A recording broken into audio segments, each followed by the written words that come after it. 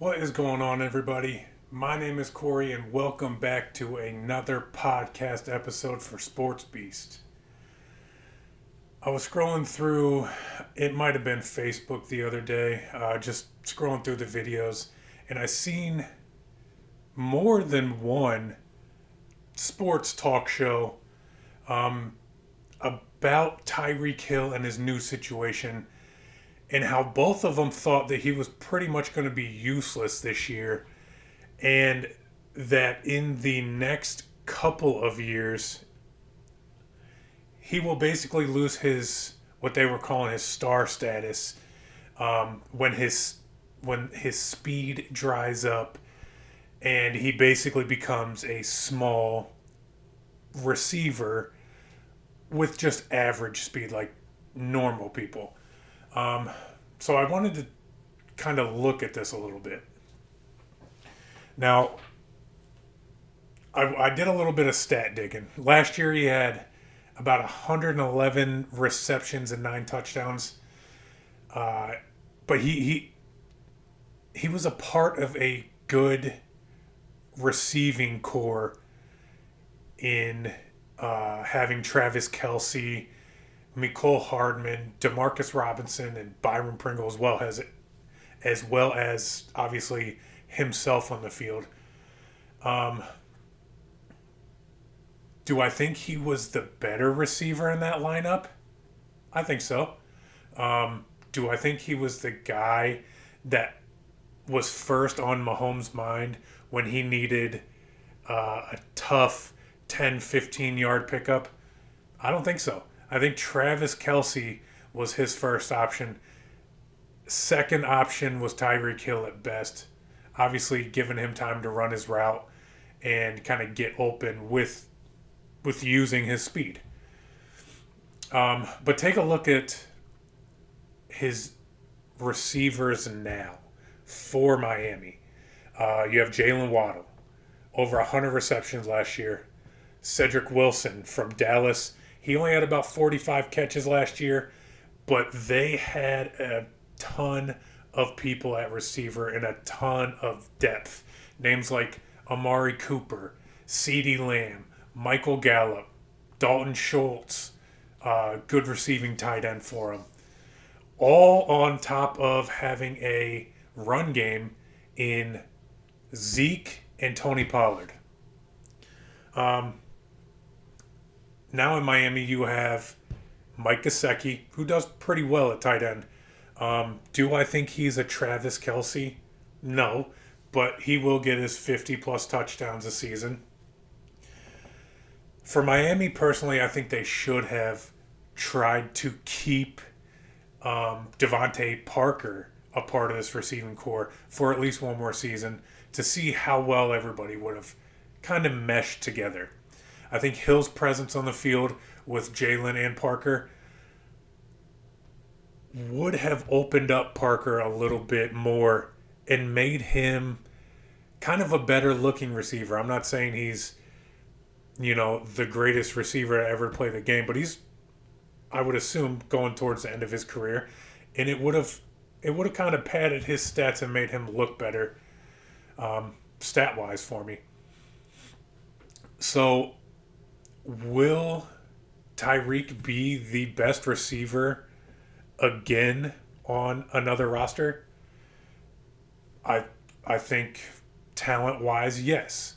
Do I think that he will have the same amount of touches and receptions as he did with the Chiefs? Probably not in his first year with Tua under center. I'm pretty sure not that many of us are expecting Tyreek Hill to have this breakout season where he's going to be voted MVP and break every record in the book. But that's just kind of what everybody's expecting. What he does and what this Miami team will do is kind of an unknown until you see it pretty much unfolding right in front of your eyes. But take a look back at some of his previous years with KC, and I was talking about the fewer catches part of it. Take a look back at KC's previous years. In 2017, 75 catches for Tyreek and 7 touchdowns. In 2018, 87 catches for almost 1,500 yards and 12 touchdowns. 2020, just a couple years ago, 87 receptions again for over 1,200 yards and again 15 touchdowns. And yes, I can already kind of tell what you're thinking. Having Tua throw to him is not the same thing as having Patrick Mahomes throw to him. And again, I want to make this clear that I'm not expecting him to have this MVP-like season and break any records. But to me, hearing that he's going to be almost useless is kind of a weird. It's kind of a weird thing to say for a receiver like Tyreek Hill. And they were also saying they were talking about how his speed was going to deteriorate. Hit the mic. Deteriorate over the next couple years, which as you get older, your speed you kind of slow down a little bit. It's a part of life. But you have to look on the other side of the ball too. Either you're bringing in rookies who are, I don't want to say just learning, kind of their role in things and how the NFL veterans kind of work. Or you have the veterans that are already playing, but again, they're getting older as well. So to say that Tyreek and his speed is going to decline while a defender is just going to stay exactly the same, that's, I don't know, that kind of nuts to me, I guess.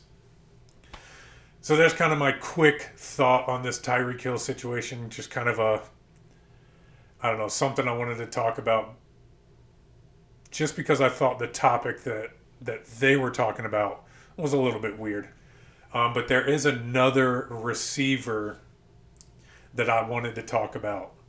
Chase Claypool from my very own Steelers. Let's talk about Claypool. So Claypool sent something out. I don't know if it was a tweet or if he just said it in an interview, but he basically is predicting himself to be a top 3 receiver this year. And if he is, obviously, me as a Steelers fan, I think that is fantastic. There's just a couple things I wanted to go over, or at least I wanted to point out. Last year, Claypool finished 35 for receivers in total yards, 34 in targets, 53rd in receptions, and he tied 27th, I believe, with like 7 other players in the amount of big or splash plays he had of 20 plus yards, which I think he had like 13 of them. If you take a look at who he's tied for, or tied with, 3 of those players were tight ends. Travis Kelce, George Kittle, Darren Waller. Now look at the categories that I just mentioned. Total yards, targets, and receptions. Every one of them I just mentioned. Deontay Johnson, also another Steelers receiver, was above him in every single one. Now, you might look at it and go, that may have been a little bit skewy because of the relationship Johnson had already developed with Big Ben and the amount of trust that Ben had in Deontay Johnson as a receiver. But I do think with the new quarterback options Claypool has this year, he very well could at least compete for that number 1 spot in Pittsburgh. And I'm thinking maybe this offseason, maybe he feels like he has developed a little bit better chemistry, I guess, with the new QBs this year. However, even if you are the number one receiver for Pittsburgh this year, you're still going to have to go up against obviously other teams and other names like Cooper Kupp, Devontae Adams, Justin Jefferson, uh, Debo Samuels, Stephon Diggs. None of those are even in their division. Jamar Chase is a good one for the Bengals. Mark Andrews, obviously not a tight end, or sorry, not a receiver, but a tight end for the Bengals, who also for tight ends, he had the most receiving yards as a tight end last year. It just seems like a comment like this is going to be maybe a little bit of a tall task for Claypool this year. And hey, if it's just a goal that he has, sweet, go get it. I'm all for it. But I'm not a huge fan of even really posting something like this. And I'll tell you a little bit why. I've got two reasons. One, when you do post something like this, it comes off as a little cocky. And I'm not trying to dog on the guy because I think he could be good with the right pieces around him. But as soon as you say something like this, somebody's going to think of those names, like we mentioned before, Cooper Kupp, Devontae Adams, whatever. And they're just going to look at you and go, oh, nah, it ain't no way. Either it ain't going to happen, or you're just saying stuff just to say it, just to kind of put your feelers out there. And like I said, it comes off a little bit cocky. And I've never been a huge fan of cockiness. That's why I didn't like Johnny Manziel. That's why I did not like Baker Mayfield at the beginning of his career, the first couple of years he was there in Cleveland. I didn't like Le'Veon Bell as he was leaving Pittsburgh. Antonio Brown, same thing. You just get too cocky for what you're working with. And yes, at the time, AB was probably the best receiver in the league. Le'Veon Bell, one of the better running backs. But it's just the cockiness, hold out for games, for money, throwing water coolers for AB. Like it just comes off a little cocky, and it just doesn't look good. Not only on you, but it reflects for the rest of your team as well. Number two, the second thing, like I said, if it's a personal goal of his, sweet, I'm all in.